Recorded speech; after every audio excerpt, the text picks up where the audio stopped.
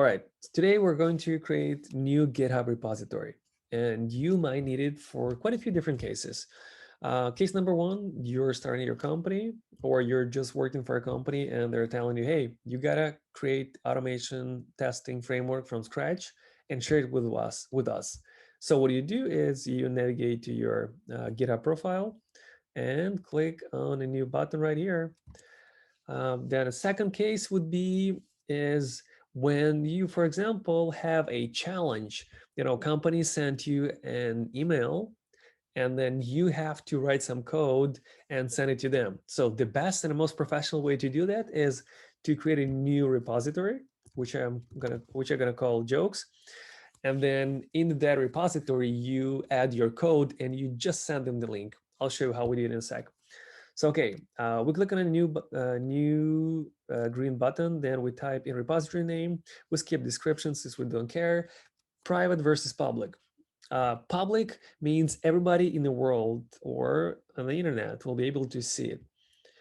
Private means no one will be able to see it at all, except you and people who you add to it. So if you work for a company or you want to keep your code secure, definitely have to go private, but we're going to go public.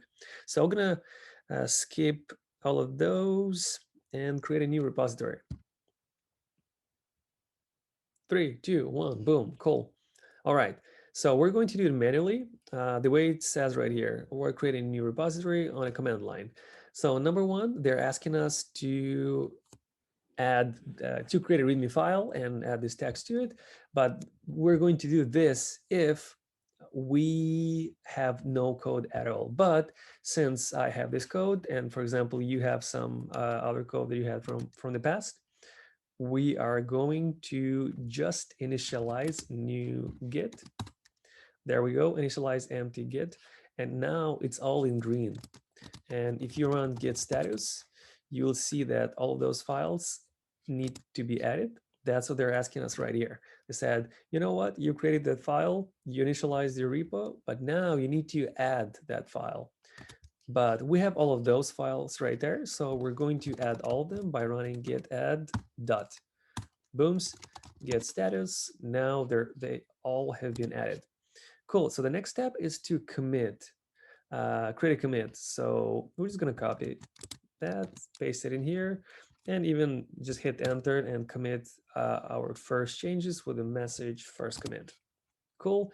So next we're going to switch to branch main, and well, we created it, we switched to it, and we made it main with this flag, I think.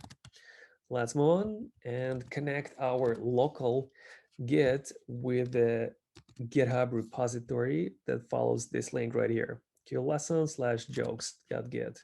QLesson/jokes, QLesson/jokes. That's exactly what it is. Hit enter, now it's connected.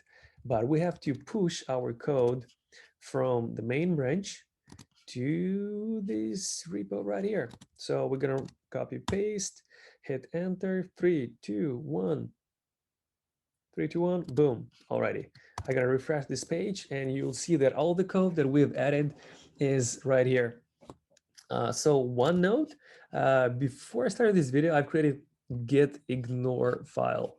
How I did it is I just ran touch.git ignore, and you have to add that file and add slash node modules. That basically what that will do, it will exclude node modules folder from your git commits, and you will never even see it. You will never see any changes to it, and you will not be able to edit or commit it, because if you do, this node modules folder contains some of the paths, I mean all of the paths of the modules that are installed on your laptop, and they have your name in it, in your username of the computer, and that if somebody else will pull it later and run the code, it will not able the code will not be able to run because it will have a different path on each computer.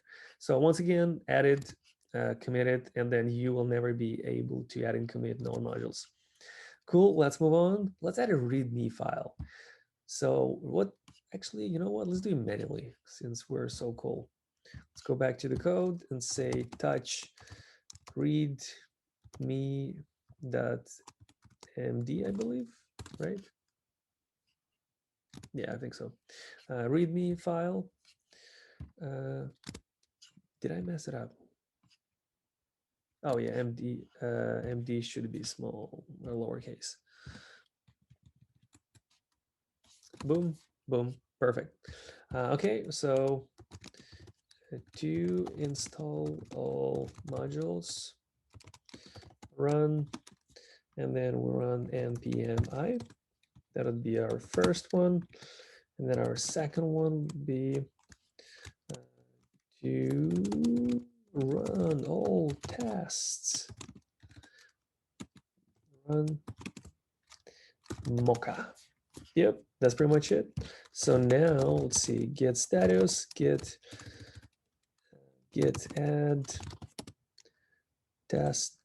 Oh, hold on. Did I modify that file?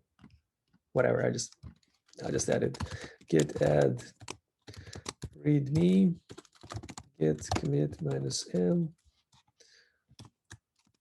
add readme file and some random change that I have no idea what it is. Yeah, yeah. Usually I don't do that, but since I don't really care. Oh yeah, I deleted spaces. That's right. I deleted spaces in the jokes back folder that were right here at the end. That's why it showed there. But let's cancel it. Come back to our jokes repo, refresh it. And oh, we didn't push it. That's right. Let's push it in 3, 2, 1, 0, -1, -2. Just kidding. Sweet, now it's here. So README file is kind of cool because it will show by default all the text from it. And usually you just include instructions on what needs to be done in order to install and run your automation framework. So that's it. What you do after is, since it is public, you simply, copy this link and then just, I don't know, let's create a new incognito window, paste it in here, and you can navigate. You see, I'm not even logged in and I'm able to see it. So, and also I can clone this repo right here, copy it, clone it, and then run that command to install it, run that command to run all of the tests in this framework. So the company who you applied for, who gave you a challenge, now can see all of this. If you just simply send them a link, say, hey, here's my code, look at it and let me know what's up.